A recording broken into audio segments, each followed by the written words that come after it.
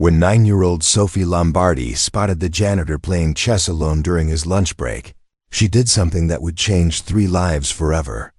This wasn't just any janitor. This was Noah Brown, a single father working double shifts. To support his young son, playing with a battered chess set to escape the stress of his demanding life. And this wasn't just any building. This was Meridian Financial Tower, owned by Sophie's mother, Billionaire CEO Nora Ritchie, who had been secretly watching the entire encounter unfold from her executive suite. What started as an innocent challenge between a precocious girl and a humble janitor quickly revealed connections that none of them saw coming. The game that followed didn't just test their chess skills. It unraveled a web of secrets, sacrifice, and second chances that would redefine what family truly means. Sometimes the most powerful moves happen off the board. Before we jump back in, tell us where you're tuning in from. And if this story touches you, make sure you're subscribed, because tomorrow, I've saved something extra special for you. The 47th floor of Meridian Financial Tower hummed with the quiet efficiency of corporate America at its finest. Floor-to-ceiling windows stretched across the break room, offering a breathtaking view of the city sprawling below like a glittering circuit board. The afternoon sun cast long shadows across the polished marble floors, and the air carried the faint scent of expensive coffee from the executive floors above. Noah Brown sat alone at a small round table tucked into the corner of the employee break room, his Navy janitor's uniform a stark contrast to the sleek modern furniture surrounding him. His weathered hands moved deliberately across a worn chessboard, the pieces showing years of use, some slightly chipped, others bearing the telltale signs of countless games. The white king had a small crack running down its side, and the black queen's crown had been glued back on more than once. At 34, Noah carried himself with the quiet dignity of a man who had learned to find pride in honest work, regardless of how others might perceive it. His dark hair was streaked with premature gray at the temples, testament to the sleepless nights and double shifts that had become his routine since his wife's death 3 years ago. The wedding ring on his left hand had grown loose from the weight he'd lost during those dark months, but he still wore it, a silent promise to the memory of the woman who had believed in him when no one else would. The chess set before him was a refuge, a small island of intellectual challenge in a sea of mundane tasks. He'd discovered the game in college, back when he thought he'd become a teacher, before life had other plans. Now these 30-minute lunch breaks were his sanctuary, the only time of day when his mind could escape the endless cycle of mopping floors, emptying trash cans, and maintaining the pristine image that Meridian Financial demanded. He was deep in concentration, working through a complex endgame scenario he'd seen in a chess book the night before, when a small voice cut through his solitude. "Are you playing by yourself?" Noah's head snapped up, startled. Standing about 10 feet away, partially hidden behind one of the modern art sculptures that decorated the break room, was a young girl.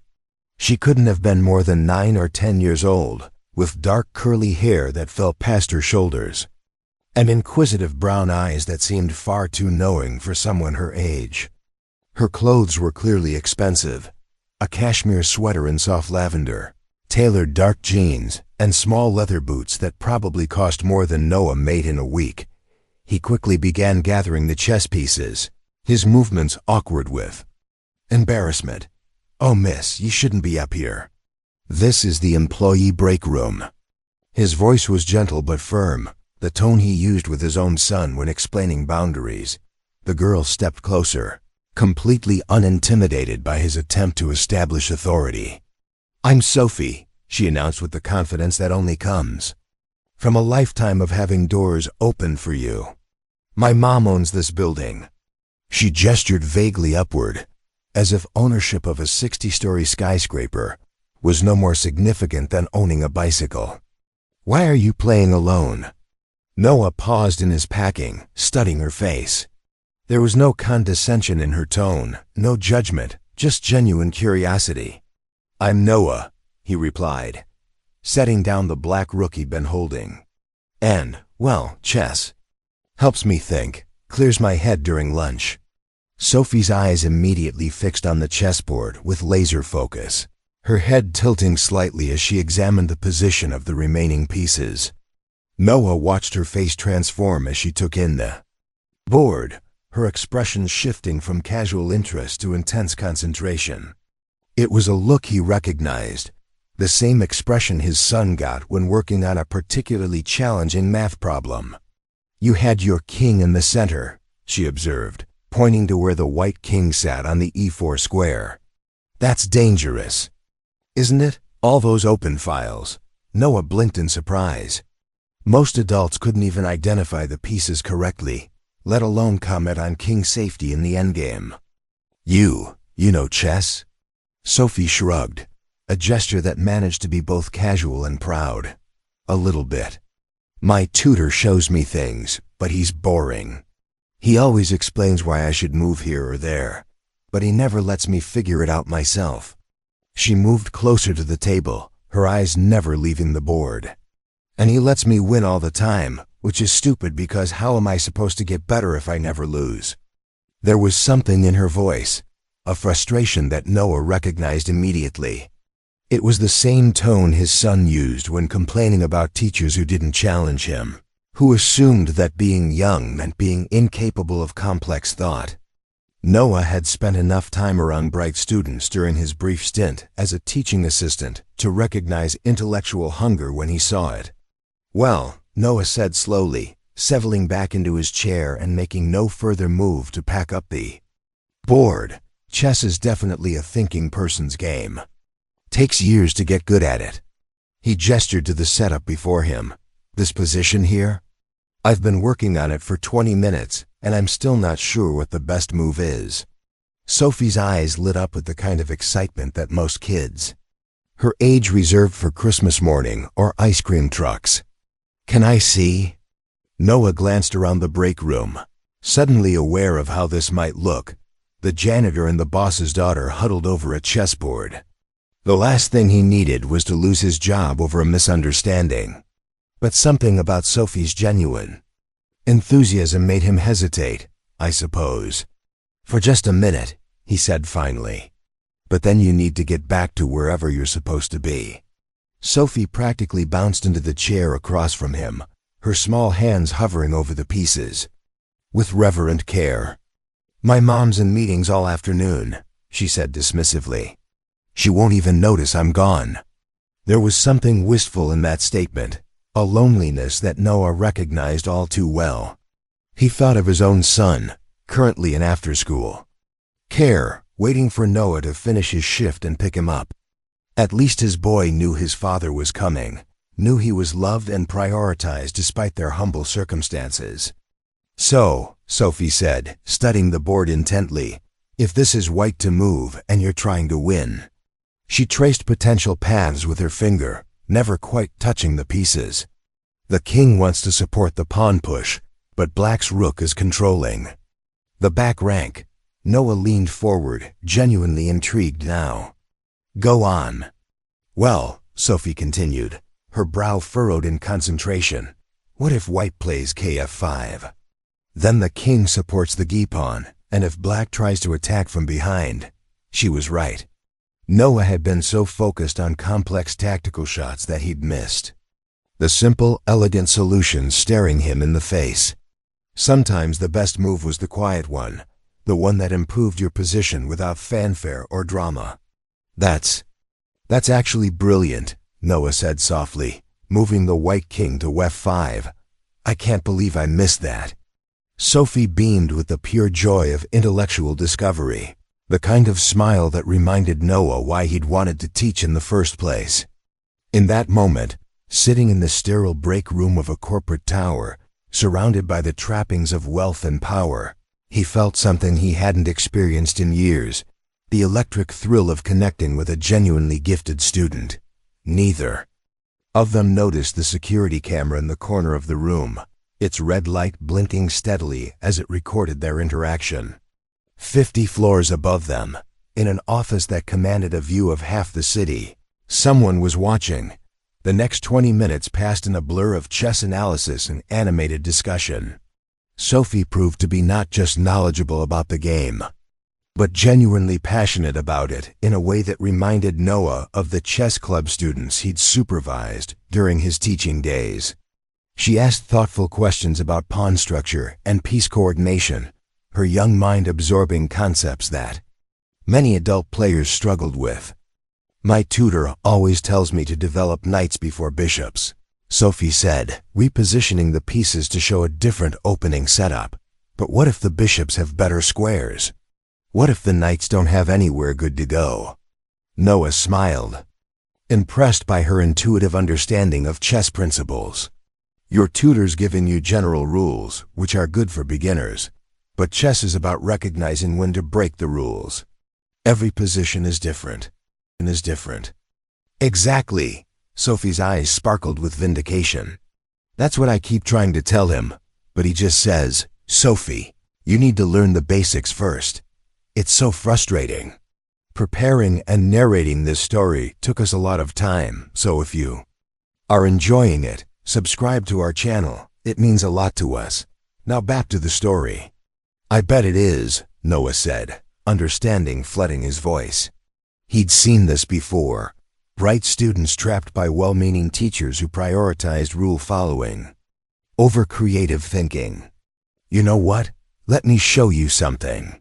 He reset the board to the starting position and began demonstrating a variation of the Sicilian defense, explaining how black could create dynamic counterplay by deliberately violating classical development principles. Sophie watched intently, occasionally asking questions that revealed a sophisticated grasp of chess strategy. "The key," Noah explained, moving a black pawn forward, "is understanding that principles are guidelines, not laws. When you know why the rules exist, you can decide when it makes sense to ignore them." Sophie nodded eagerly, then looked up at him with sudden determination. "I bet I could beat you." Noah chuckled, not condescendingly but with genuine warmth. There was something infectious about her confidence, her willingness to take on challenges that others might find intimidating. "I've been playing for 20 years, kiddo." "So?" Sophie's chin lifted with defiance. "That just means you're probably stuck in your ways. My chess app says that older players sometimes get too comfortable with their patterns." "Your chess app, huh?" Noah raised an eyebrow, amused by her casual reference to artificial intelligence as a source of strategic wisdom. "And what else does your chess app tell you?" "That the best way to improve is to play against stronger opponents," Sophie replied matter-of-factly. "And you're definitely stronger than my tutor, because you actually explain things in ways that make sense." Noah found himself genuinely considering her challenge. There was something refreshing about her directness, her complete lack of false modesty or social pretense. In his experience, children often approach chess with a fearlessness that adults had learned to suppress, and sometimes that boldness led to creative solutions that more experienced players might overlook. "Besides," Sophie added with a mischievous grin, "you should be able to beat a 9-year-old easily, right? Unless you're scared." The challenge was issued with such theatrical flair that Noah couldn't help but laugh out loud. "Oh, I see how it is. You're trash-talking me now." "I learned it from watching online tournaments," Sophie said proudly. "Psychological warfare is part of the game." "Psychological warfare," Noah repeated, shaking his head in amazement. "All right. Miss Sophie Lombardi, you want a game? Let's play a game. But I'm not going to go easy on you just because you're 9. "Good," Sophie said firmly, reaching across the table to shake his hand with surprising formality. "I hate it when people let me win. It's insulting." They reset the board, and Sophie confidently claimed the white pieces. "I always play white," she announced. "I like going first. I like starting things." As they began to play, Noah found himself genuinely impressed by Sophie's opening preparation. She played the Queen's Gambit with solid understanding, developing her pieces efficiently and controlling key central squares. Her moves showed clear purpose and planning, far beyond what he would have expected from someone her age. "You've studied this opening," Noah observed, responding with the Queen's Gambit declined. "I watch a lot of YouTube videos," Sophie admitted. "Castling kingside. There's this grandmaster from Russia who explains openings really well. He doesn't talk down to people just because they're learning." Noah nodded approvingly as he developed his pieces. Good teachers respect their students, regardless of age or experience level. The game continued, both players settling into a comfortable rhythm. Sophie played with the fearless aggression that Noah had expected, launching an early attack on his kingside that showed tactical awareness well beyond her years. But she also displayed a surprisingly mature understanding of positional concepts, trading pieces when it favored her pawn structure and maintaining pressure without overextending her position. "You're not just talented," Noah said as he defended against her aggressive bishop placement. "You actually understand what you're doing. That's rare." Sophie blushed at the compliment, but maintained her focus on the board. "My mom says I think too much about everything. She says I should spend more time on normal kid stuff." "What's normal kid stuff?" Noah asked, genuinely curious about her perspective. Sophie shrugged, capturing one of his pawns with her knight. "I don't know. Shopping? Watching TV? Talking about celebrities?" She paused, considering her next move. "I tried joining the chess club at school, but the other kids said it was boring. They thought I was weird for liking it." Noah felt a pang of recognition. His own son had experienced similar social challenges, being intellectually advanced but struggling to connect with peers who didn't share his interests. "Being different isn't the same as being weird," he said gently. "Sometimes it just means you see things that other people miss." "That's what my mom says too," Sophie replied, moving her queen to a more active square. "But it still gets lonely sometimes." The honesty in her voice caught Noah off guard. Here was this privileged girl, living in luxury most people could only dream of, admitting to the same emotional struggles that plagued kids from all backgrounds. Intelligence, it seemed, was both a gift and a burden, regardless of economic circumstances. "I understand," Noah said quietly, and he meant it. "But you know what I've learned? The right people will appreciate what makes you special. You just have to be patient enough to find them." Sophie looked up from the board, studying his face with those perceptive brown eyes. "Is that why you play chess alone? Because you haven't found the right people yet?" The question hit Noah harder than he'd expected. He'd been telling himself that his solitary lunch games were about mental exercise and stress relief, but Sophie's innocent inquiry forced him to confront a deeper truth. He was lonely too, isolated by circumstances and loss in ways that a 9-year-old shouldn't be able to recognize but somehow did. "Maybe," he admitted, "or maybe I just found one of them."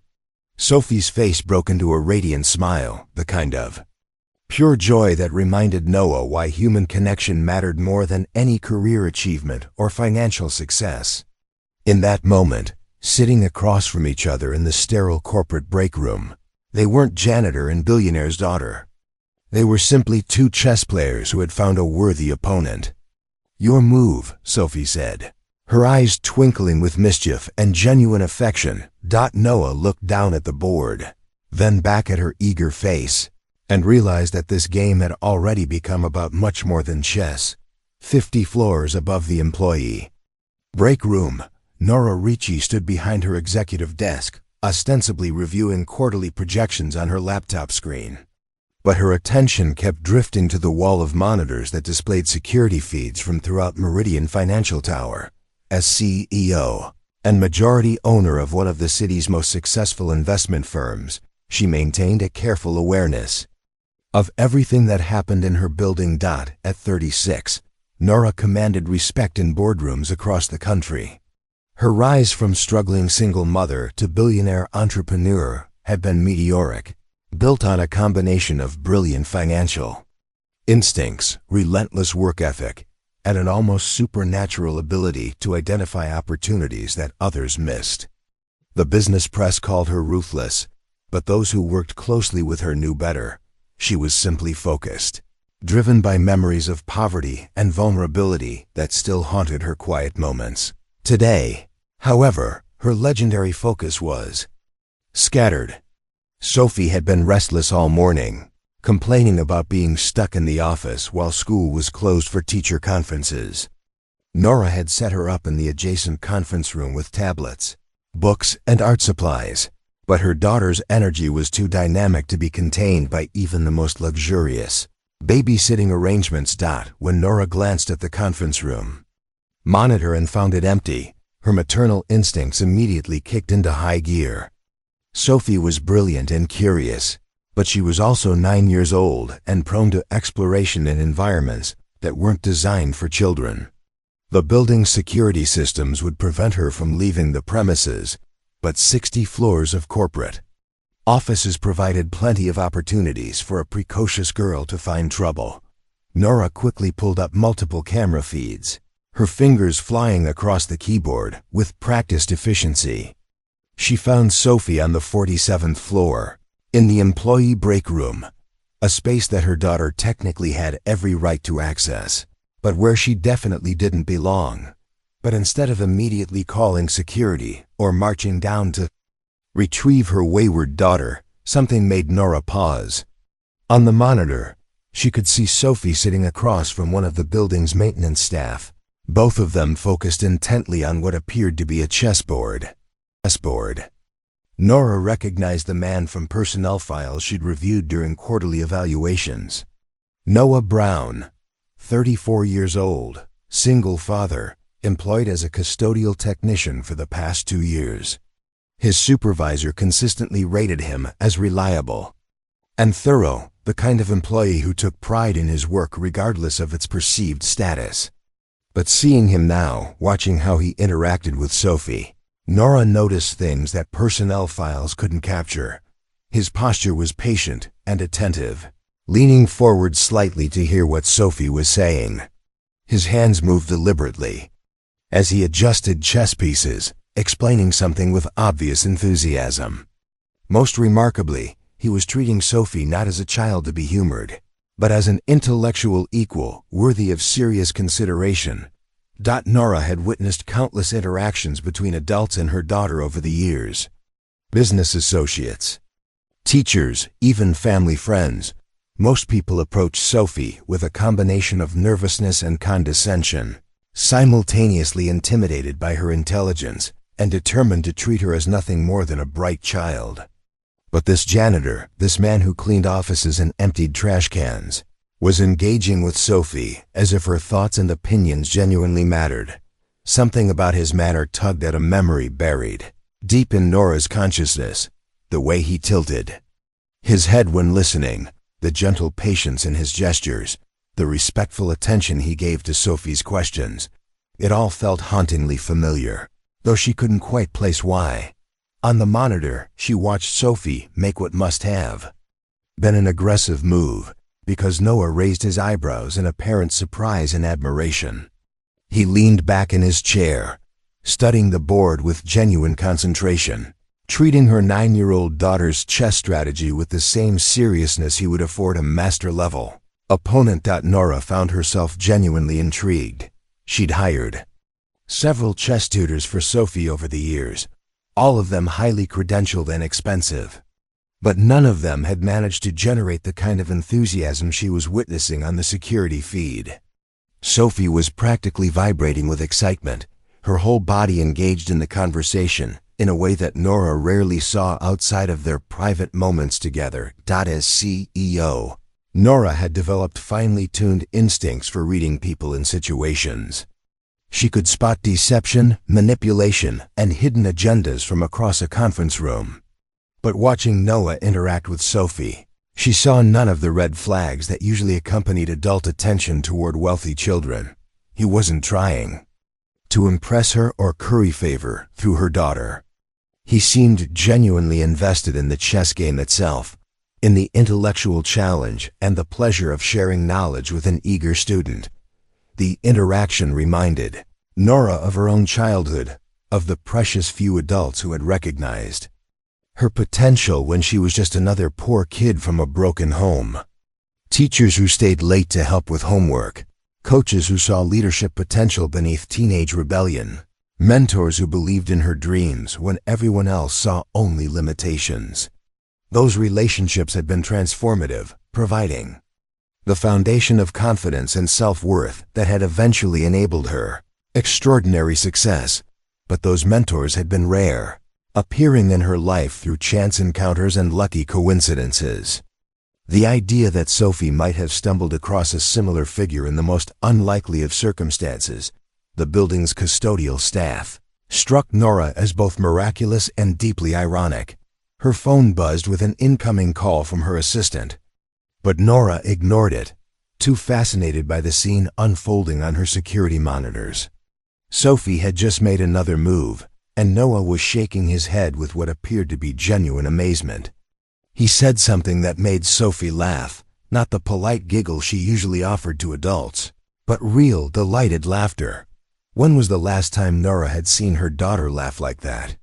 Sophie's life was carefully structured around educational opportunities and enriching experiences, but so much of it was solitary or conducted under adult supervision that prioritized achievement over joy. Nora provided the best of everything: tutors, lessons, travel, cultural experiences, but she couldn't manufacture the simple pleasure of finding someone who truly understood and appreciated Sophie's unique perspective. Yet here was this janitor, this man whose name she barely knew, offering her daughter something that all of Nora's resources hadn't been able to provide: genuine, intellectual companionship. The chess game continued, both players deeply absorbed in their strategic battle. Nora found herself trying to read the position from the security camera angle, wondering who was winning and what Sophie was learning from the experience. She made a mental note to research Noah Brown more thoroughly, not from suspicion, but from curiosity about the man who had managed to capture her daughter's attention so completely. As she watched, Sophie suddenly stood up and extended her hand across the table, apparently offering a formal handshake. Noah accepted it with obvious amusement, and they began resetting the board for another game. The sight of her daughter's excitement, her complete engagement with the moment, filled Nora with a complex mixture of emotions: gratitude, curiosity, and something that might have been maternal pride. For the first time in weeks, Sophie looked genuinely happy, and for reasons she couldn't yet fully understand. That happiness was tied to a man named Noah Brown, whose presence in their lives might be far more significant than either of them had realized. Nora settled back in her chair, quarterly projections forgotten, and continued watching the most important chess match of her daughter's young life. The chess game that followed exceeded every expectation Noah had harbored about Sophie's abilities. She played with a combination of tactical sharpness and strategic understanding that forced him to abandon any thoughts of casual play. This wasn't a gentle lesson disguised as a game. This was serious chess against a genuinely formidable opponent who happened to be 9 years old. Sophie opened with the English opening, a sophisticated choice that immediately signaled her advanced understanding of chess theory. "I like starting with the knight," she explained as she developed her pieces. "It keeps more options open than pushing pawns immediately." Noah responded with a solid setup, but found himself genuinely challenged by Sophie's unconventional approach to the middle game. She mixed classical development with modern tactical motifs, creating a position that was both sound and dynamically complex. When she sacrificed a pawn on move 12 to open lines against his king, Noah realized he was facing the most interesting chess opponent he'd encountered in years. "Where did you really learn to play like this?" he asked, carefully considering his response to her aggressive knight maneuver. Sophie's face lit up with pride at the implicit compliment. "Books, mostly. The library has this whole section on chess that nobody ever uses. And I watch videos online when I'm supposed to be doing other homework." She paused, a shadow crossing her expression. "My mom's always working, so I teach myself things." The casual mention of Nora's absence carried more weight than Sophie probably intended. Noah recognized the tone, the matter-of-fact acceptance of adult unavailability that children learn to mask their loneliness behind. His own son had perfected similar deflections, turning parental absence into personal independence rather than acknowledging the emotional cost. Self-teaching is impressive, Noah said, moving his bishop to block her attack. But it can be lonely, can't it? Sophie's eyes flicked up from the board, studying his face with surprising intensity. Sometimes.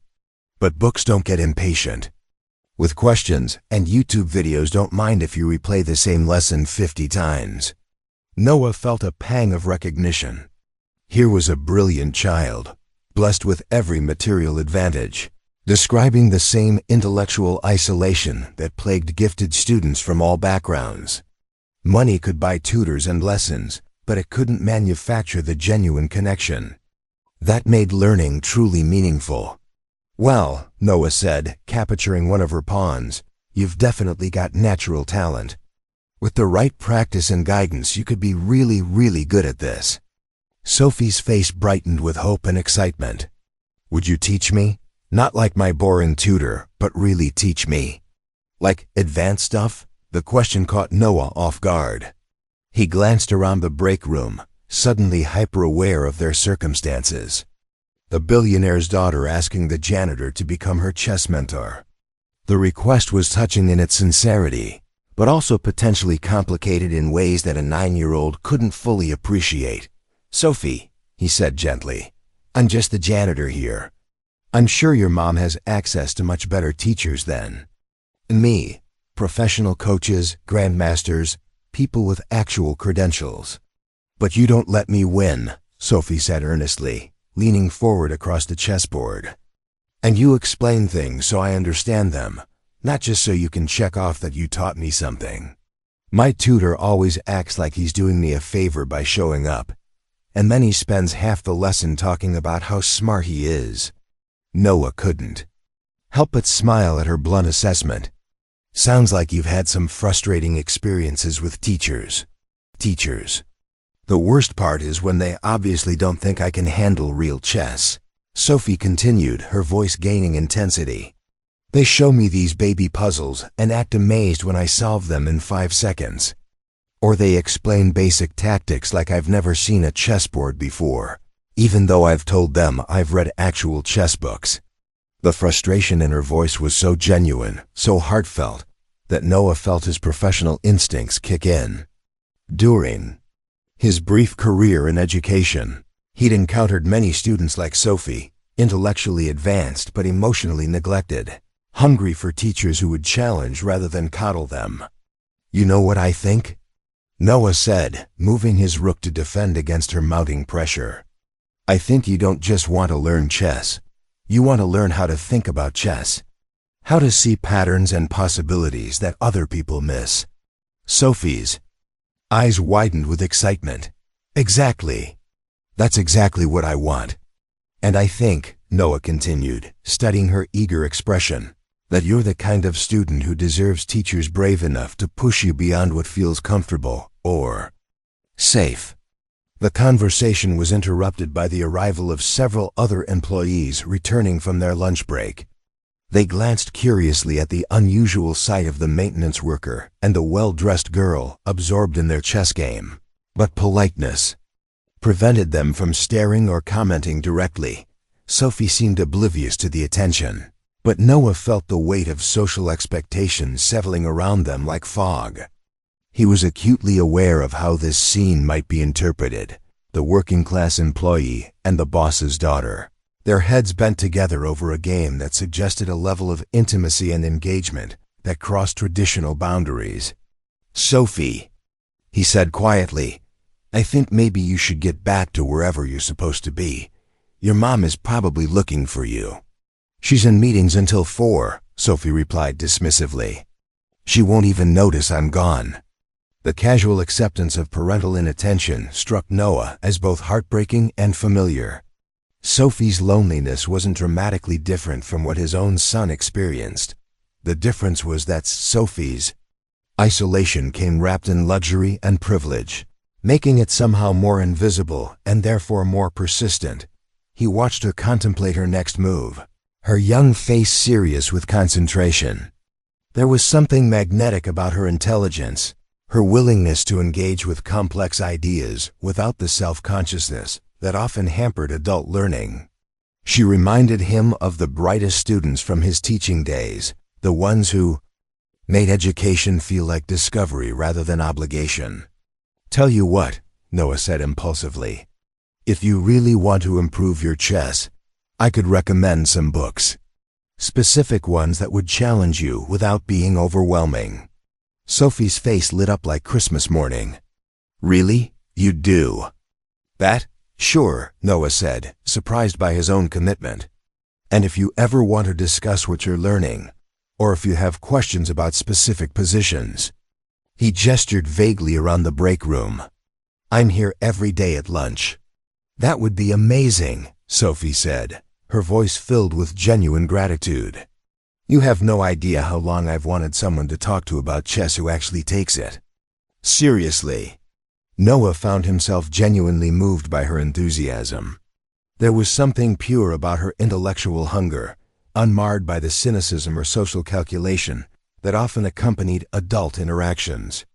She simply wanted to learn to grow, to explore the infinite possibilities contained within 64 squares and 32 pieces. "Just remember," he said with mock seriousness, "if we're going to work together, I expect you to bring your A game. No more psychological warfare about being scared of 9-year-olds. Sophie giggled, the sound bright and genuine. "Deal, but I'm still going to try to beat you every single time." "I wouldn't want it any other way," Noah replied, meaning every word. As they reset the board for one final quick game before the lunch break ended. Neither of them noticed the security camera in the corner of the room, still faithfully recording their interaction for an audience of 150 floors above. Over the following 3 weeks, what began as a chance encounter evolved into something neither Noah nor Sophie had expected. A genuine mentorship that transcended the artificial boundaries of their respective social positions. Sophie developed an uncanny ability to accidentally find herself in the employee break room during Noah's lunch hour, always armed with new questions about chess strategy or tactical puzzles she discovered in her independent research. Noah, for his part, found himself looking forward to these daily encounters with an anticipation that surprised him. Teaching Sophie was like working with the most dedicated and enthusiastic student he'd ever encountered. She absorbed chess concepts with remarkable speed, but more importantly, she brought fresh perspectives to positions that Noah had been analyzing for years. "I've been thinking about that endgame you showed me yesterday," Sophie announced one Tuesday afternoon, settling into what had become her regular chair across from Noah's small table. "The one with the king and pawn versus king." Noah smiled, pulling out the battered chess set that had become central to their daily routine. "The opposition exercise? What about it?" "Well," Sophie said, carefully arranging pieces on the board, "you explained how the attacking king needs to gain the opposition to push the pawn through. But what if we think about it differently? What if instead of trying to gain the opposition, the defending king tries to lose it at the right moment?" She demonstrated her concept, moving the defending king to deliberately cede the opposition, while simultaneously limiting the attacking king's options. It was a subtle insight that revealed deep understanding of the dynamic tension in seemingly simple endgames. Noah studied the position, impressed once again by Sophie's ability to see familiar concepts from unexpected angles. "That's actually brilliant. You're thinking about tempo and triangulation without even knowing the formal terminology." "What's triangulation?" Sophie asked eagerly, leaning forward with the intellectual hunger that Noah had come to recognize as her defining characteristic. For the next 20 minutes, Noah walked her through the concept of triangulation in chess endgames, showing how kings could maneuver to gain tempo advantages in critical moments. Sophie absorbed the lesson with characteristic intensity, asking probing questions that forced Noah to examine his own understanding more deeply. "It's like a dance," she said finally, moving the kings through the triangulation pattern. Each player is trying to force the other person to move first, to commit to a position that creates weaknesses. "Exactly," Noah said, genuinely amazed by her ability to grasp abstract concepts through metaphor. "And that's not just true in chess endgames. It's true in life too, knowing when to act and when to wait, when to commit and when to keep your options open." Sophie nodded thoughtfully, then looked up at him with curious eyes. "Is that why you work here? Because you're waiting for the right moment to make your move?" The question caught Noah completely off guard. In 3 weeks of chess lessons, Sophie had demonstrated remarkable intuition about strategic concepts, but this was the first time she'd applied that analytical thinking to his personal circumstances. Noah paused, uncertain how to respond to such direct insight from a 9-year-old. "I work here because I need to support my family. Sometimes we don't get to choose our circumstances. We just try to make the best moves available to us." "But you're really smart," Sophie said with characteristic bluntness. "You understand chess better than any of my expensive tutors, and you explain things better than most of my teachers. Shouldn't you be doing something that uses your brain more?" Noah felt a familiar ache in his chest, the recognition of dreams deferred and potential unexplored. "Life is complicated, Sophie. Being smart doesn't always translate into opportunities. Sometimes we have responsibilities that matter more than personal ambitions." Sophie studied his face with those perceptive brown eyes, and Noah had the uncomfortable feeling that she understood more about his situation than a child should. "My mom says that sometimes the bravest thing you can do is bet on yourself, even when other people don't see your potential." The wisdom of her words, delivered with such innocent confidence, left Noah momentarily speechless. Here was this privileged girl, offering life advice drawn from her billionaire mother's philosophy, yet somehow making it feel personal and relevant to his working-class struggles. "Your mom sounds like a smart woman," Noah said finally. "She is," Sophie replied with obvious pride. "She started with nothing and built everything we have now. She says the hardest part wasn't learning how to make money. It was learning to believe she deserved success." Noah nodded, understanding the psychological barriers that accompanied economic hardship more intimately than Sophie could possibly realize. Self-doubt can be more limiting than any external obstacle. "Is that why you play chess alone?" Sophie asked with startling directness. "Because you doubt yourself?" The question hit Noah like a physical blow. In their weeks of chess analysis and strategic discussion, Sophie had somehow identified the emotional core of his isolation, the fear that his intellectual gifts weren't sufficient to overcome his circumstances, that dreaming beyond his current situation was a luxury he couldn't afford. Before he could formulate a response, Sophie reached into her expensive leather backpack and pulled out a chess book Noah had never seen before. The cover showed it was an advanced text on grandmaster games, far beyond what most adult players would attempt to study. "I bought this at the bookstore yesterday," she said, sliding it across the table. "I thought maybe we could analyze some of the games together. If you want to, I mean." Noah picked up the book, noting its pristine condition and expensive binding. The games inside were annotated by world-class players, offering insights into chess strategy at the highest levels of competition.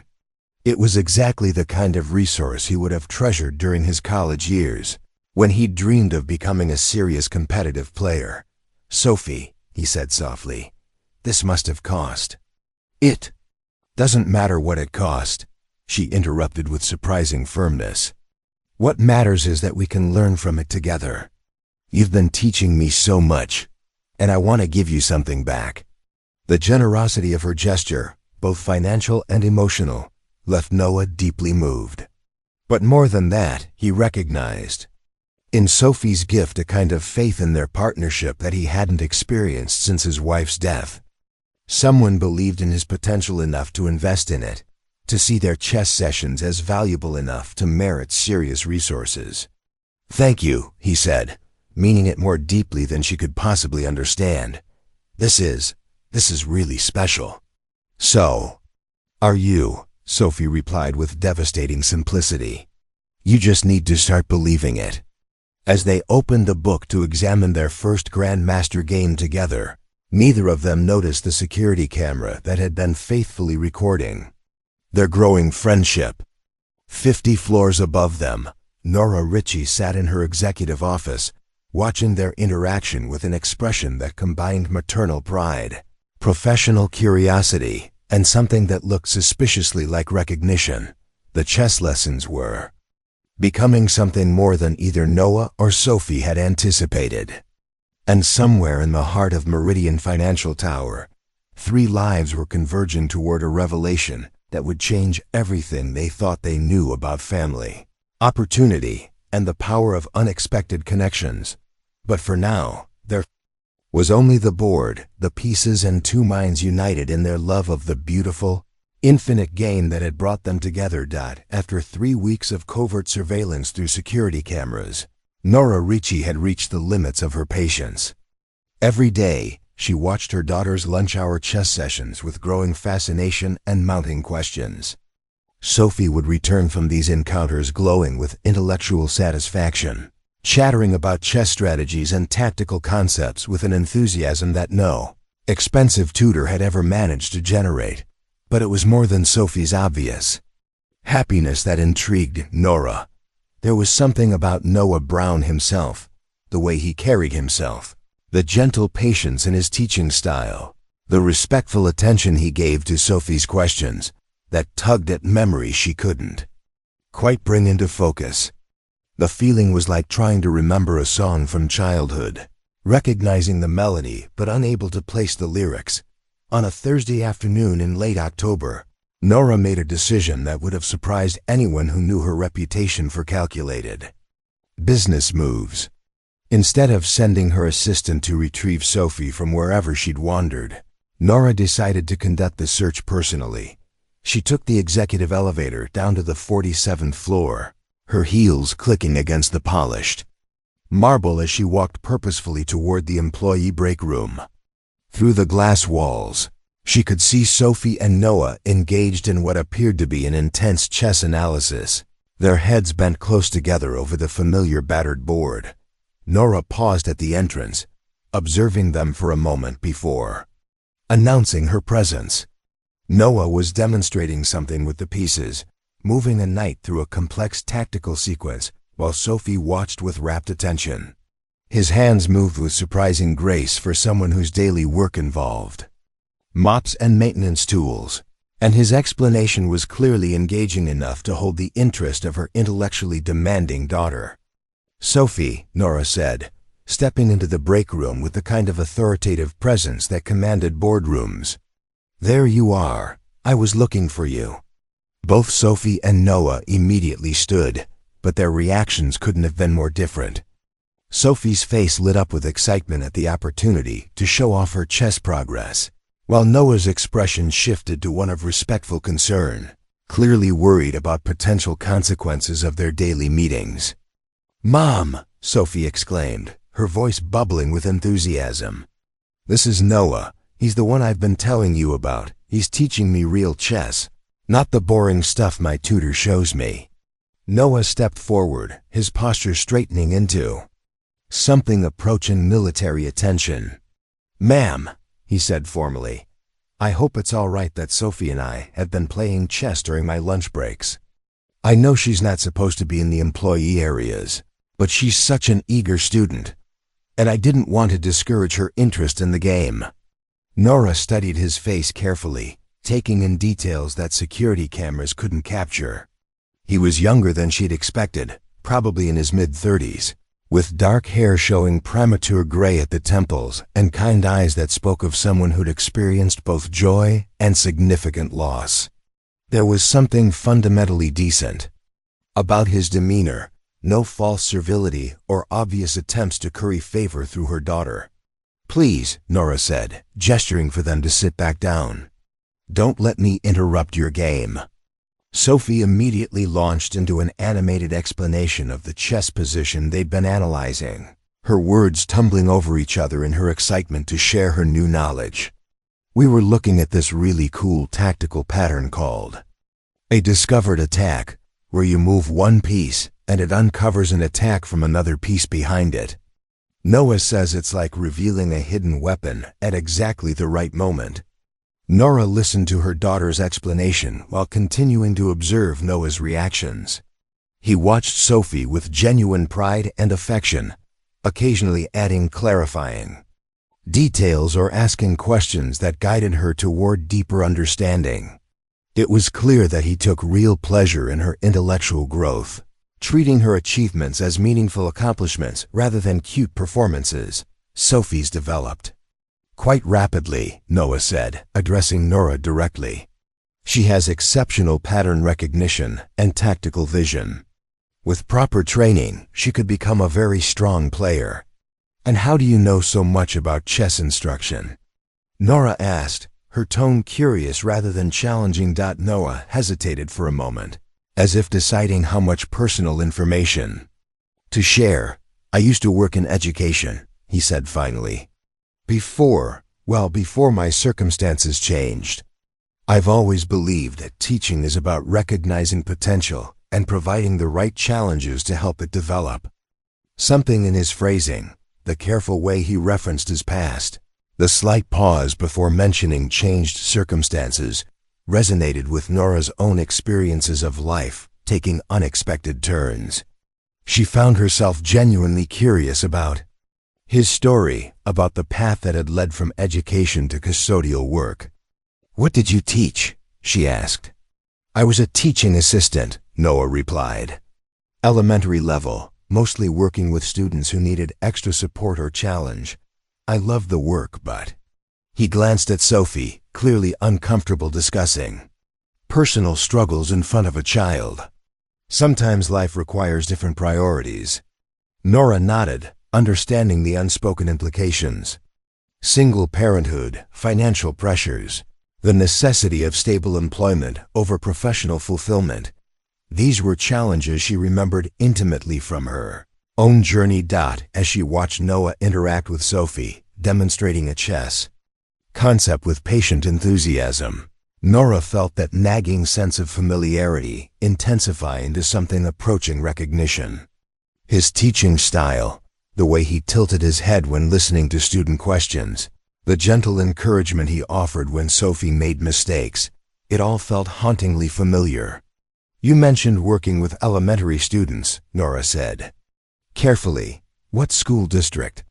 Morrison Elementary in the Riverside District, Noah replied. I worked there for about 4 years, until 2019. The name hit Nora like a physical blow. Morrison Elementary, the struggling public school where she'd enrolled Sophie during her own years of financial hardship, when private preschools were impossibly expensive and she was juggling 3 part-time jobs while completing her business degree. The school where dedicated teachers and staff members had provided Sophie with stability and care during some of the most challenging years of their lives. Nora's mind raced through memories she'd buried beneath years of success and financial security.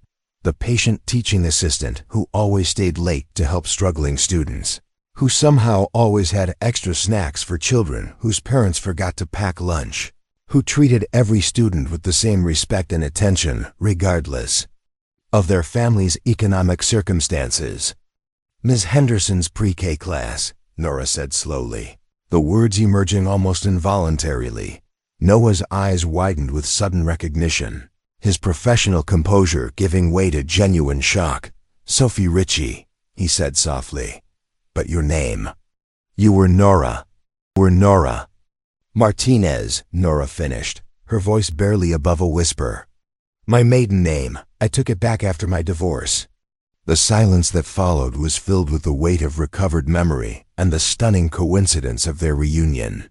Sophie looked back and forth between them, sensing the emotional undercurrents, but not understanding their source. "You know each other?" Sophie asked, her voice filled with curious excitement. Noah's eyes remained fixed on Nora's face, as if seeing her clearly. "For the first time." "Your mother was one of the hardest working people I ever met," he said gently.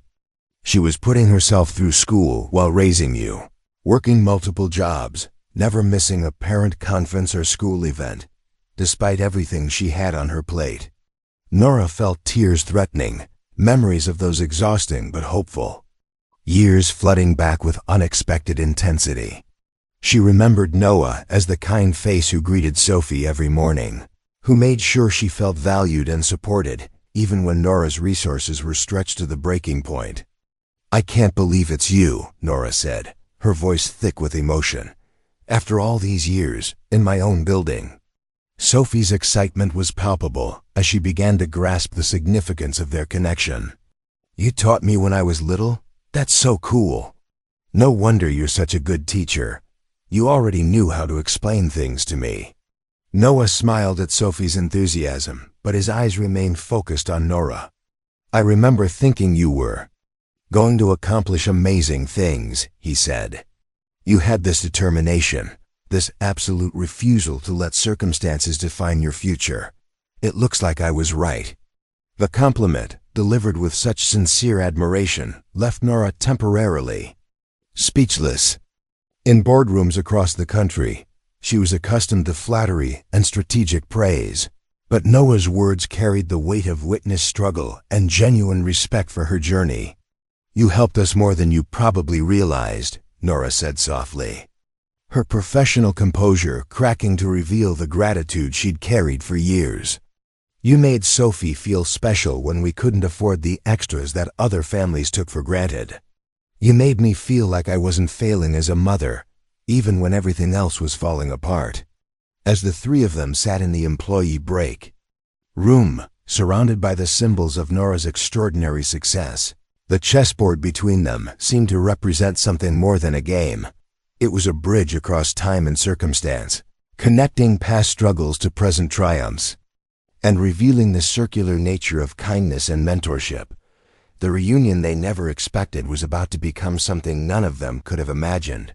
That evening, long after the building had emptied of its usual corporate bustle, Nora sat alone in her executive office, staring at a personnel file that had taken on entirely new significance. Noah Brown's employment record lay open on her desk, but the dry facts and dates couldn't capture the flood of memories that his identity had unleashed. She remembered everything now, details that had been buried beneath years of success and the deliberate amnesia that sometimes accompanies rapid social mobility. The morning routines at Morrison Elementary, when she would drop off 4-year-old Sophie with barely enough time to catch the bus to her first job. The gentle teaching assistant who always seemed to anticipate her daughter's needs, who never made Nora feel judged for her second-hand clothes or erratic schedule. But it was one specific memory that had been haunting her since their reunion in the break room. A moment of crisis that had nearly derailed everything she'd worked to build. December 2018. Sophie was in pre-K, and Nora was in her final semester of business school, balancing a crushing course load with 3 part-time jobs. The holiday season had brought additional financial pressures, and despite her careful budgeting, Nora found herself facing an impossible choice between paying for Sophie's school lunch account and buying textbooks for her final exams. She'd tried to handle it quietly, packing whatever food she could afford and hoping Sophie wouldn't mention being hungry at school. But children were perceptive, and Sophie had begun asking questions about why her lunch was always peanut butter sandwiches, while other kids had hot meals and variety. Nora's pride had warred with her desperation. She'd grown up in poverty herself, and knew intimately the shame that accompanied visible need. The last thing she wanted was for Sophie to experience that same stigma, but her options were genuinely limited. Then came the envelope. She'd found it in Sophie's backpack on a Friday afternoon, a sealed envelope with her name written in careful handwriting. Inside were gift cards totaling $200 for groceries and a simple note. These are extras from our school emergency fund. Please don't hesitate to use resources that are available for families. Sophie is lucky to have such a dedicated mother. The gift cards have been a lifeline, providing not just immediate relief but the psychological space to focus on final exams without the constant anxiety about basic needs. Nora had never discovered who had left the envelope, though she'd always suspected it came from someone on the school staff who had recognized their situation. Now, sitting in her corner office that commanded a view of half the city, Nora realized she was looking at the man who had quietly saved her family during their darkest moment. She reached for her phone and dialed Noah's number from his personnel file. He answered on the second ring, his voice cautious and formal. "Mr. Brown, this is Nora Ricci. I hope I'm not calling too late." "Not at all, Ms. Ricci. Is everything all right? Is Sophie okay?" Even now, his first concern was for her daughter's well-being. "Sophie's fine. She's upstairs doing homework and probably replaying every chess move from your session today. I was calling because I wanted to talk to you about something. Something from Morrison Elementary."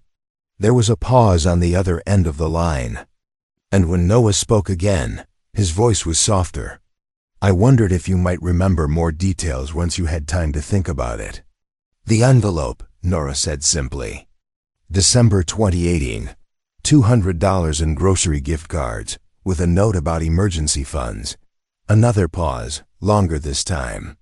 "You were working so hard," Noah said finally. "Sophie mentioned being hungry sometimes, and I could see how much pressure you were under."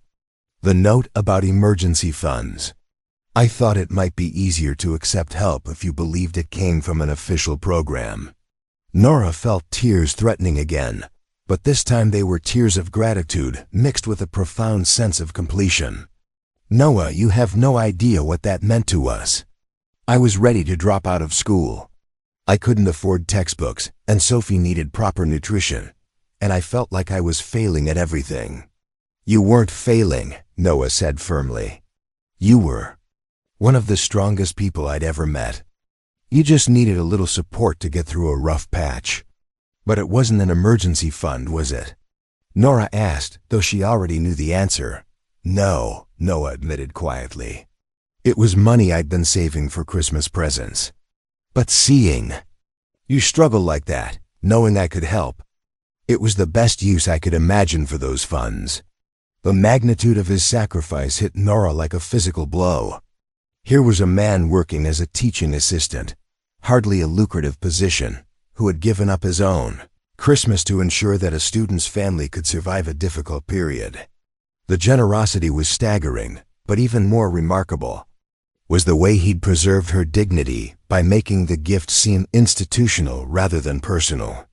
"You gave up your Christmas for us," Nora said, her voice breaking slightly. "I gave up some presents," Noah corrected gently. "But I got something better, the knowledge that Sophie would have proper meals and that you could focus on your studies.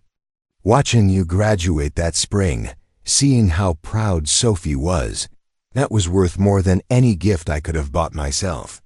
Nora closed her eyes, overwhelmed by the circular nature of their story. The man who had quietly supported her rise from poverty was now working in the building that her success had made possible, teaching chess to the daughter whose early education he had helped secure. "And now you're here," she said wonderfully.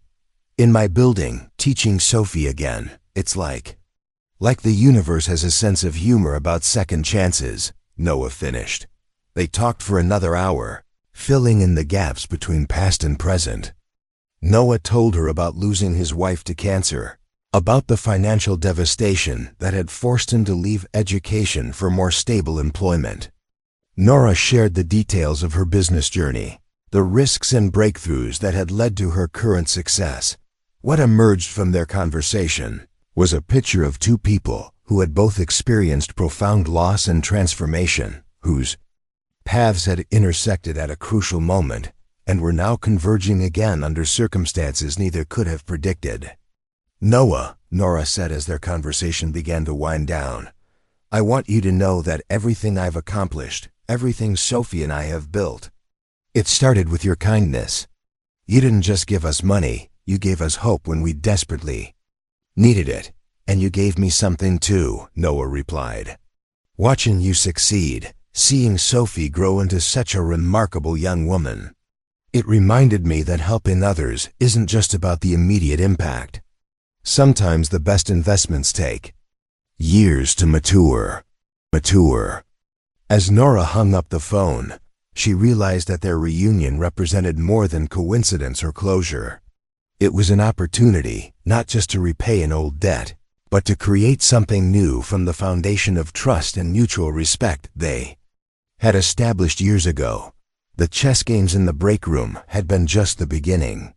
Now, with the full context of their shared history, Nora began to envision possibilities that could honor their past, while building toward a future none of them had dared to imagine. In the elegant silence of her executive office, surrounded by the symbols of her extraordinary achievement, Nora Ricci began planning the most important business proposition of her career, one that would finally allow her to repay the man who had made it all possible.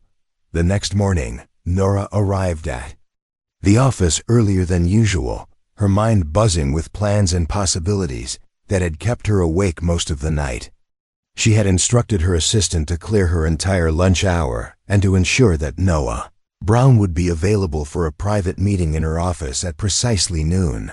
When the appointment time arrived, Nora felt an unfamiliar nervousness that reminded her of job interviews from her struggling years. This conversation would require a delicate balance of professional authority and personal vulnerability, and the stakes felt impossibly high. Noah arrived punctually, dressed in his custodial uniform but carrying himself with the quiet dignity that Nora remembered from their teaching days. Her assistant showed him into the expansive corner office, and Nora watched his eyes widen slightly as he took in the floor-to-ceiling windows, the original artwork, and the commanding view of the city skyline. "Please sit," Nora said, gesturing to one of the comfortable leather chairs arranged around a small conference table. She had deliberately chosen this informal seating area, rather than positioning herself behind her imposing executive desk. This conversation needed to happen between equals, not employer and employee. Noah settled into the chair with visible uncertainty, clearly uncomfortable with the role reversal that placed him in the billionaire's office rather than cleaning it. "Ms. Ricci, I hope I'm not in trouble for the chess sessions with Sophie. I know it's probably against policy for employees to." "Noah," Nora interrupted gently, "you're not in trouble. Quite the opposite, actually." She paused, gathering her thoughts. "I asked you here because I wanted to talk about our history, about what you did for Sophie and me all those years ago. I told you last night it was nothing extraordinary," Noah began, but Nora held up a hand to stop him. "It was everything," she said firmly. "And I need you to understand that before we can move forward." For the next 20 minutes, Nora shared details about their life that Noah hadn't known, how close she'd come to dropping out of school, how the stress of poverty had nearly broken her resolve, how his anonymous gift had provided not just financial relief but the psychological space to believe in her own potential. "That envelope arrived on the same day I'd made an appointment to withdraw from my final semester," Nora revealed. "I had convinced myself that I was being selfish, that Sophie needed stability more than I needed a degree. Your gift cards bought groceries, but more importantly, they bought me time to realize that finishing school was the best thing I could do for both of us." Noah listened intently, his expression growing more serious as he began to grasp the full impact of his long-ago decision. "I had no idea things were that dire," he said softly. "Sophie always seemed so happy at school." "Because you made her feel safe and valued," Nora replied. "You gave her what I couldn't afford to provide, the sense that she mattered, that someone was paying attention to her needs beyond basic survival." She stood and walked to the windows, looking out at the city that had become the stage for her remarkable success. "Do you know what I thought about during my first board meeting in this building?" When I was negotiating the purchase that would make me the majority owner, Noah shook his head. I thought about you, Nora said, turning back to face him. I thought about a teaching assistant who saw potential in a struggling single mother and quietly provided the support that made everything else possible. I thought about dignity and kindness and the way small acts of generosity can compound into extraordinary outcomes. Nora, Noah said, his voice thick with emotion, you don't owe me anything. Your success is the result of your own hard work and intelligence. You were the catalyst, Nora interrupted. The person who provided support at exactly the moment when giving up felt like the only rational choice. She returned to her chair, leaning forward to make sure he understood the full weight of her words. Everything I've built, everything Sophie and I have accomplished, it started with your kindness. The silence that followed was heavy with mutual recognition and respect. Finally, Noah spoke, his voice barely above a whisper. I lost my wife 3 years ago, he said. Cancer, the medical bills, the time away from work, the emotional devastation. Everything I'd built just collapsed. I went from being a teacher who believed in making a difference to being a janitor who felt grateful just to have steady employment. Nora felt her heart constrict with empathy for his loss and the familiar struggle of economic displacement. Some days, cleaning these offices, I wondered if I'd wasted my life, Noah continued. If all those years in education had been naive. Idealism, if I should have chosen a more practical career from the beginning. And now? Nora asked gently. Noah looked around the opulent office, then back at her face. Now I'm sitting in a billionaire's office, being thanked for a kindness I'd almost forgotten, discovering that the student I helped support became one of the most successful entrepreneurs in the city. He smiled, and for the first time since entering the office, he seemed truly relaxed. I think maybe those education years weren't wasted after all. Nora reached across the table and placed her hand over his. Noah, I have a proposition for you. Not charity, not a handout, but a genuine business opportunity based on merit and potential. Noah's expression grew attentive but wary. I've been planning to establish a youth development foundation, Nora continued. Programs for underprivileged students, mentorship opportunities, educational resources for families who can't access traditional advantages. I need someone to run it, someone who understands both the challenges these families face and the educational strategies that can make a real difference. She watched Noah's face carefully as the implications of her offer began to sink in. The position would come with a competitive salary, full benefits, and the resources to create programs that could impact thousands of students, Nora explained. You'd have the authority to hire staff, design curricula, and implement your vision of what educational support should look like. Noah sat in stunned silence for several moments. Nora, I don't know what to say. The opportunity sounds incredible, but I have to ask, is this offer based on my qualifications or on your gratitude for something that happened 8 years ago? Nora smiled, impressed by his directness and integrity. It's based on both. Your qualifications are evident. You have educational experience. You understand the challenges facing struggling families, and you've demonstrated remarkable skill at recognizing and developing potential. Sophie's chess progress in just 3 weeks is proof of your teaching abilities. She paused, choosing her next words carefully. But you're right that my gratitude plays a role too. Not because I want to repay a debt, but because I've learned that the best business decisions often align personal values with professional opportunities. I need someone I can trust completely to represent the Foundation's mission. Someone who has proven that they put student welfare above personal gain.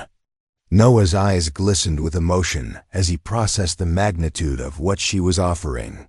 This would mean I could return to education, to working with students who need extra support. It would mean you could design and implement exactly the kind of programs you believe in most, Nora confirmed, with the resources to make them truly effective. And Sophie? Noah asked, what about our chess sessions? Nora laughed, the sound bright and genuine. Sophie would probably fire me as her mother if I interfered with those. Consider continued chess instruction part of your job description. Noah stood and walked to the windows, looking out at the city with new eyes.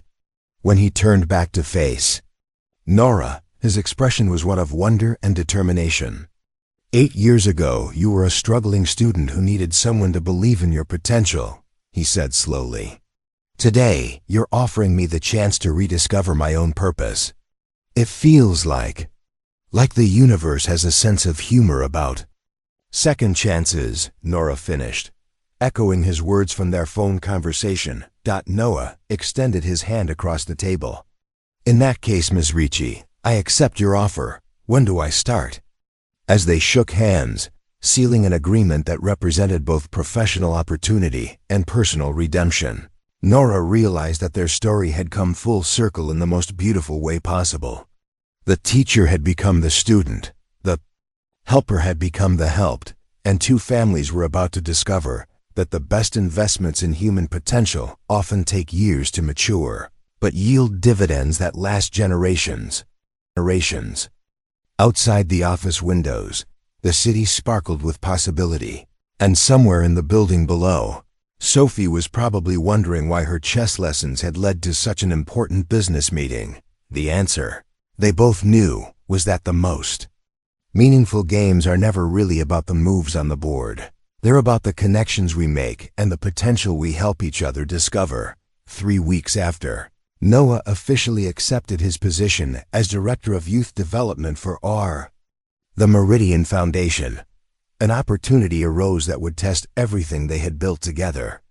The notification arrived via email on a crisp November morning. The Regional Youth Chess Championship was accepting late entries for their annual tournament, and the deadline for registration was that Friday. Nora found herself staring at the announcement on her computer screen, her mind immediately jumping to Sophie's remarkable progress under Noah's guidance. In just 2 months of daily chess sessions, her daughter had transformed from an enthusiastic amateur into a player of genuine skill and sophistication. But a regional championship would pit Sophie against the most talented young players from across 3 states, competitors who had been training intensively for years with professional coaches and comprehensive support systems. The decision to enter Sophie in the tournament wasn't made lightly. That evening, the 3 of them gathered in Nora's penthouse apartment for what had become their weekly dinner and chess analysis session. The apartment's spacious living room had been transformed into an informal chess classroom with multiple boards set up for simultaneous analysis and walls lined with chess books that Noah had recommended for Sophie's expanding library. I received an interesting email today, Nora began, setting down her tablet where the tournament announcement was still displayed. The Regional Youth Chess Championship is next month. Ages 8 to 16, with significant scholarship prizes for the top finishers. Sophie's eyes immediately lit up with excitement and trepidation. A real tournament? With actual strong players? Noah looked up from the endgame position he'd been analyzing, his expression thoughtful and cautious. Regional championships are serious competitions, Sophie. The kids who enter have usually been training for years with professional coaches. The time controls are longer, the pressure is intense, and the level of play is significantly higher than anything you've experienced. But I've gotten so much better, Sophie protested, her competitive spirit immediately aroused by the challenge. You said yourself that my tactical vision has improved dramatically, and I've been studying those Grandmaster games religiously. You have improved, Noah agreed, his voice filled with genuine pride. Your progress has been remarkable. But tournament chess is different from our friendly games. There are hundreds of people watching. Time pressure creates stress, and one mistake can end your chances immediately. Nora watched the interaction between Sophie and Noah with fascination. Over the past few weeks, she'd observed their relationship evolving from teacher-student to something approaching mentor-protege. with Noah displaying the kind of protective concern that suggested deep emotional investment in Sophie's development. "What do you think, honestly?" Nora asked Noah directly. "Is she ready for this level of competition?" Noah was quiet for several moments, studying Sophie's eager face and considering his response carefully. "Objectively, no. She's been playing seriously for only 2 months. Most of her competitors will have been training since they were 5 or 6 years old." Sophie's face fell slightly, but Noah held up a hand before she could protest. "However," he continued, "chess isn't just about technical preparation. It's about pattern recognition, strategic thinking, and the ability to perform under pressure. Sophie has natural gifts that can't be taught, and she's developed remarkable analytical skills in a very short time." He paused, looking directly at Sophie with the kind of serious attention he reserved for their most important chess discussions. "More importantly, you have something that many young tournament players lack. You play for the pure love of the game. You're not burdened by expectations or afraid of disappointing coaches or parents. That fearlessness could be a significant advantage." Sophie's expression brightened again. "So you think I should enter?" "I think," Noah said carefully, "that if you want to enter, we should prepare you as thoroughly as possible and see what happens. But you need to understand that success won't be measured by your final ranking. It will be measured by how well you handle the pressure, how much you learn from each game, and whether you can maintain your love for chess, regardless of the results." Nora felt a surge of admiration for Noah's approach. He was managing to be both realistic about the challenges and supportive of Sophie's ambitions, framing the experience in terms of personal growth rather than competitive achievement. "I want to do it," Sophie said firmly. "Even if I lose every game, I want to see how I measure up against really strong players. And besides," she added with a grin, "you'll be there to help me analyze my games afterward." The registration deadline was Friday, giving them exactly 3 weeks to prepare. Noah immediately threw himself into creating an intensive training program that would address Sophie's most critical weaknesses while building on her natural strengths. The daily lunch sessions expanded into evening coaching sessions, with Nora often joining them to observe and occasionally participate in strategic discussions. Noah's approach to tournament preparation was methodical and comprehensive.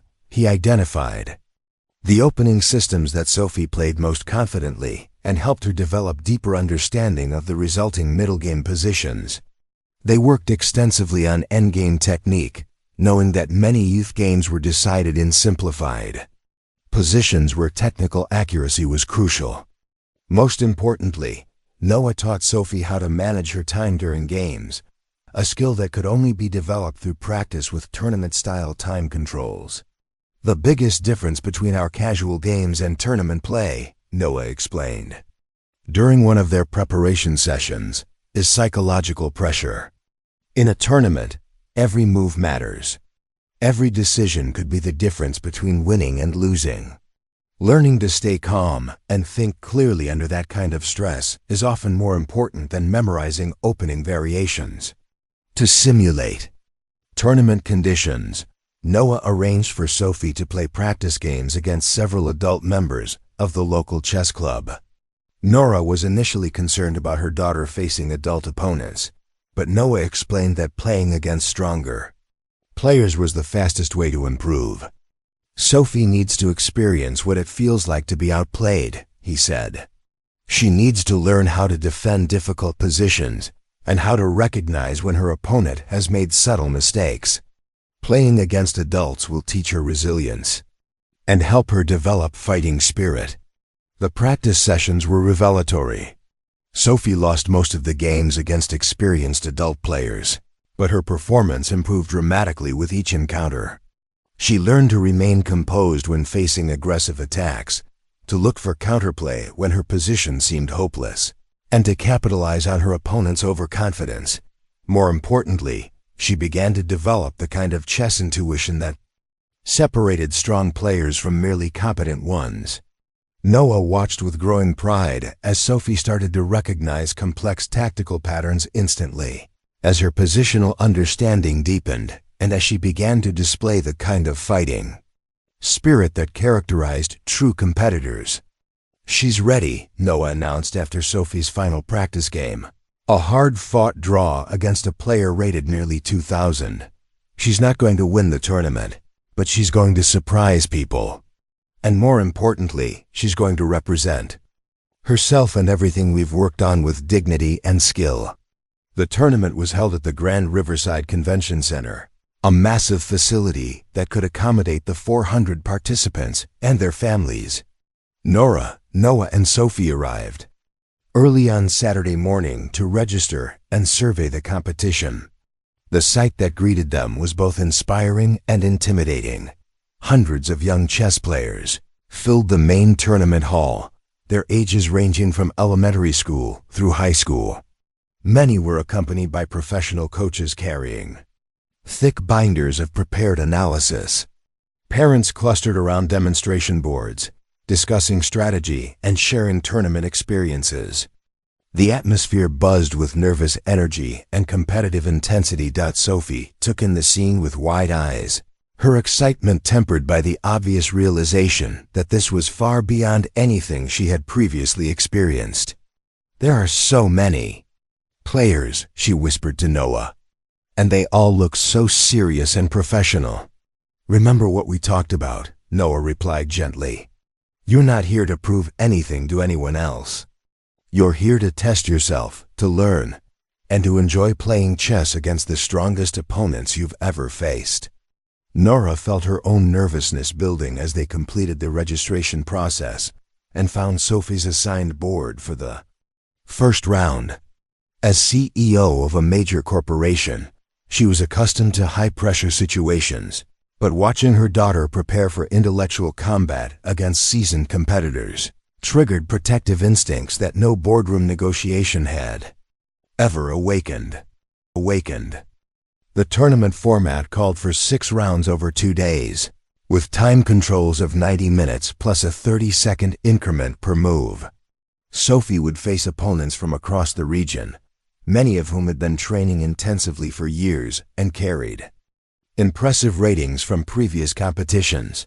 Sophie's first-round opponent was Marcus Chen, a 12-year-old from Chicago who had won multiple state youth championships and carried a rating nearly 800 points, higher than Sophie's provisional ranking.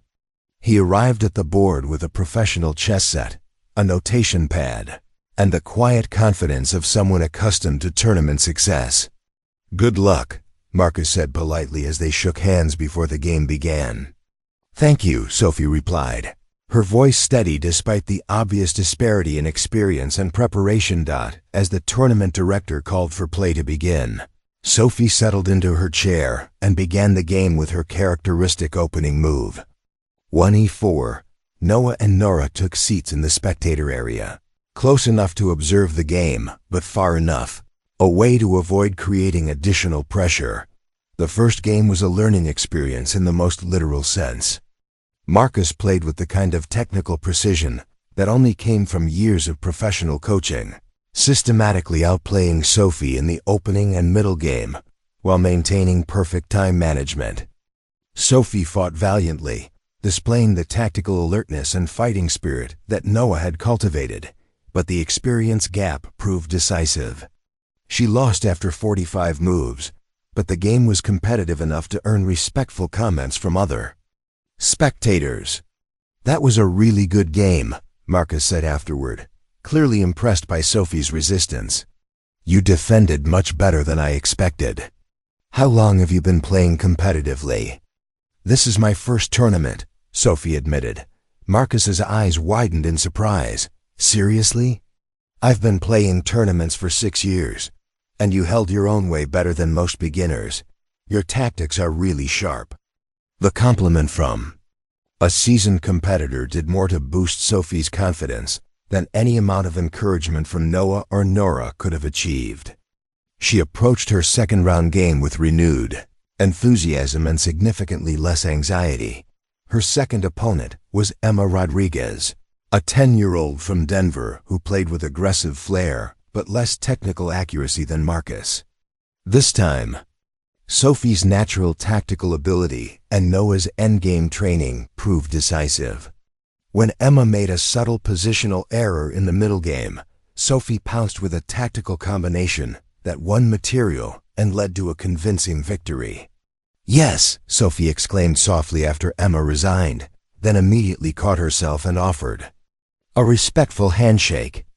The joy on her face was radiant, not just because she had won, but because she had executed a complex tactical sequence under tournament pressure. Noah and Nora exchanged glances from the spectator area, both recognizing the significance of Sophie's first tournament victory. It wasn't just about the result. It was about proving to herself that she belonged in this environment.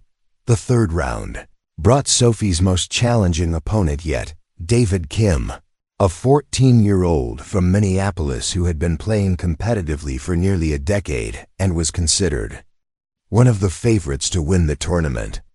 David's rating was more than 1,000 points higher than Sophie's, and his reputation for crushing younger opponents was well established. But something remarkable happened during this game.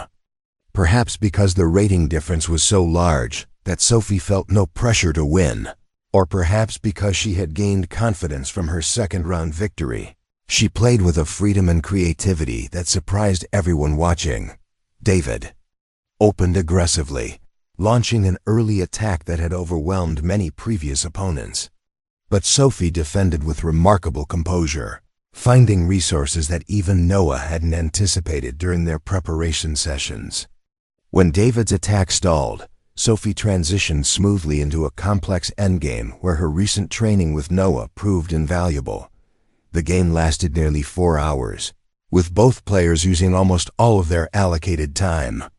In the final position, Sophie managed to create just enough counterplay to force a draw, a result that sent ripples of excitement through the tournament hall.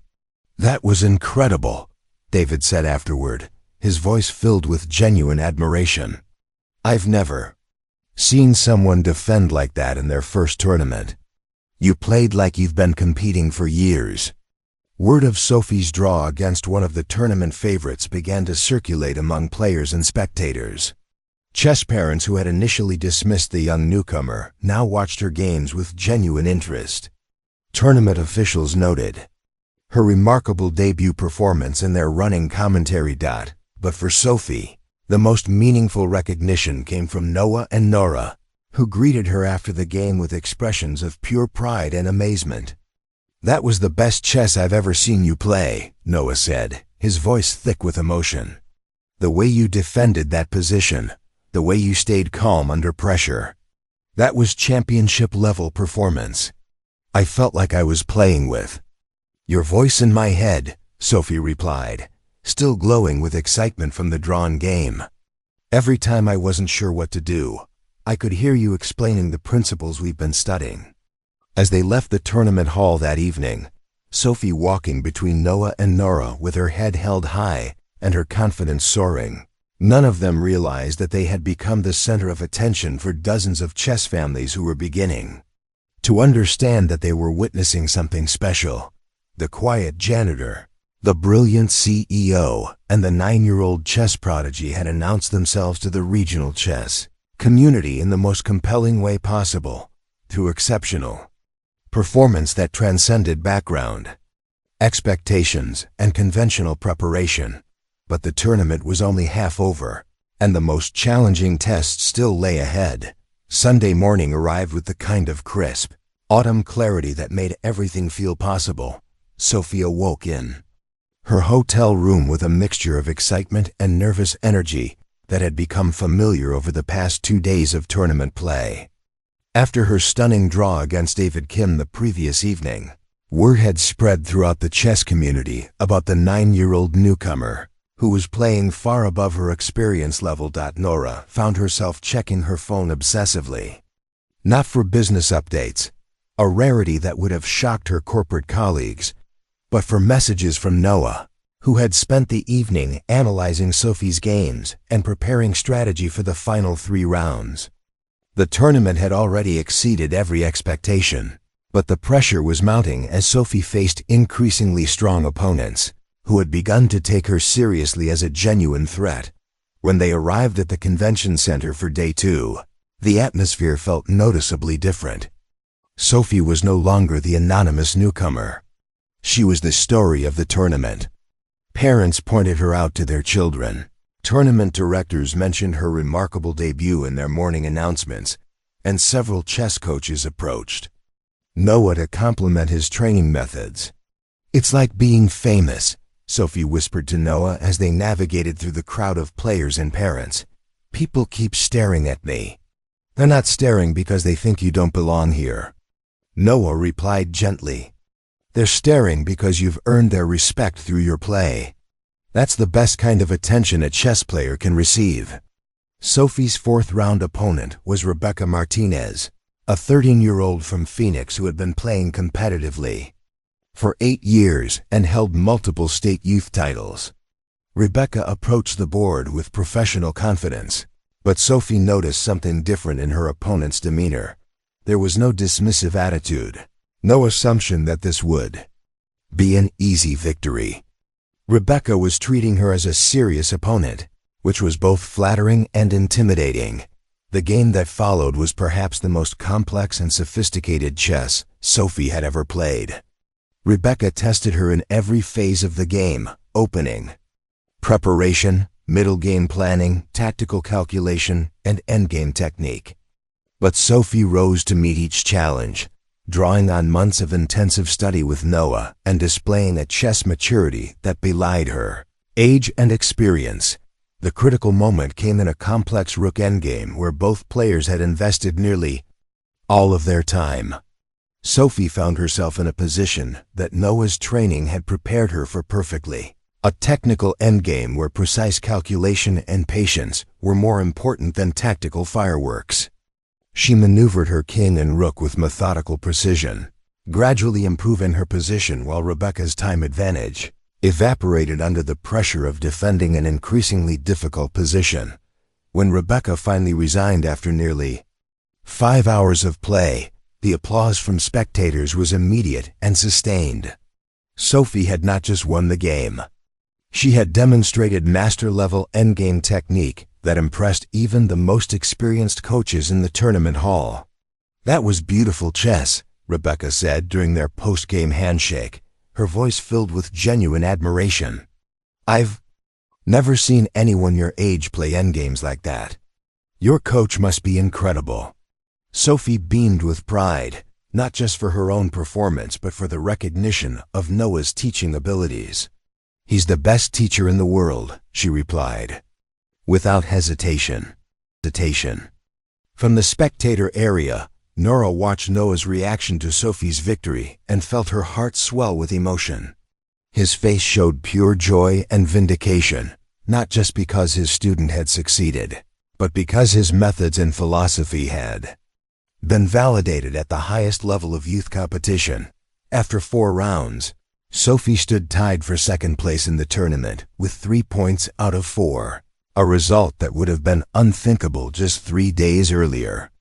The chess community was buzzing with speculation about whether she could maintain her extraordinary performance through the final 2 rounds.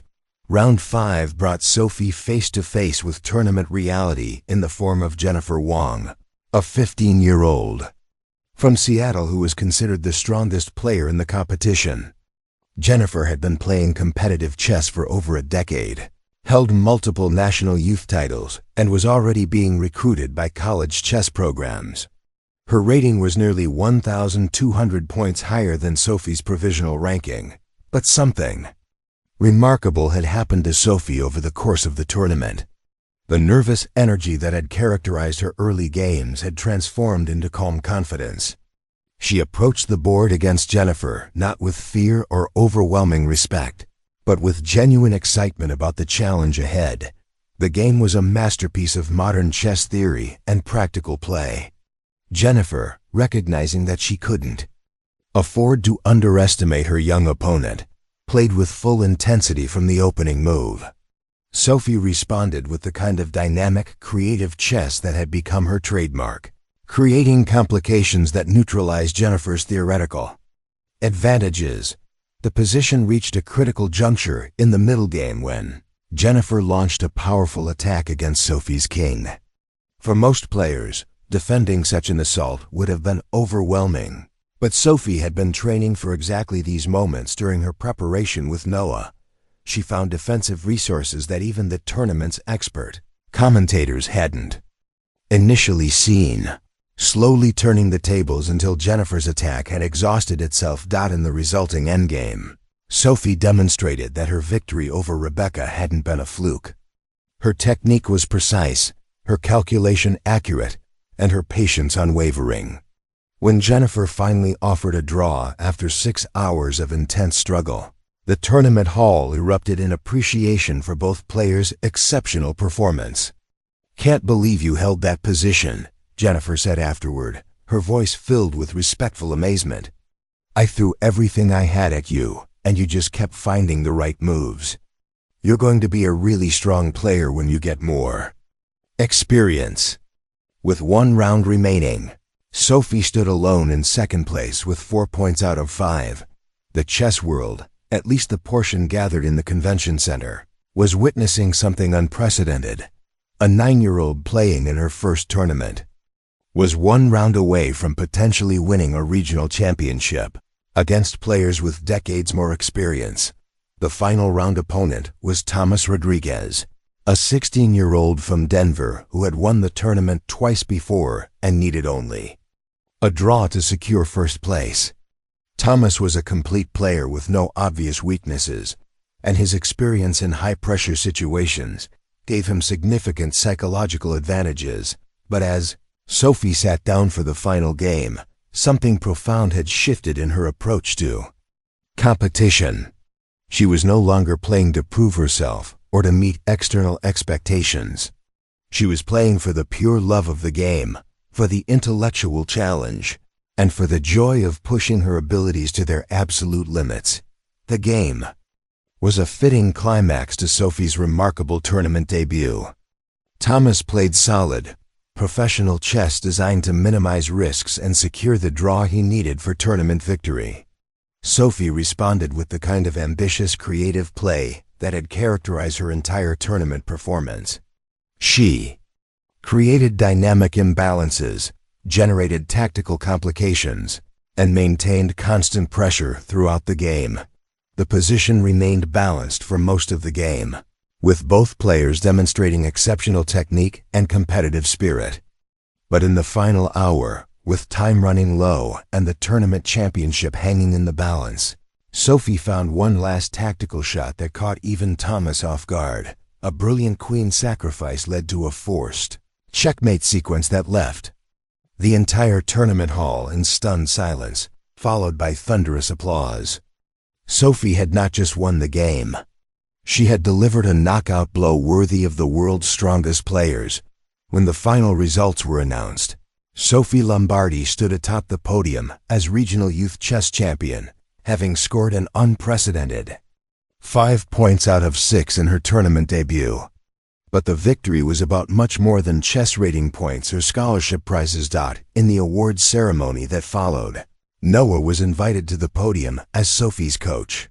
His acceptance speech was brief but deeply moving, focusing not on chess technique or competitive strategy, but on the importance of recognizing potential in unexpected places and providing support for students who dared to dream beyond their circumstances.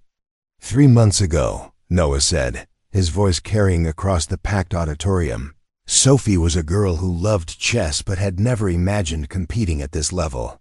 Today, she's proven that talent and dedication can overcome any obstacle.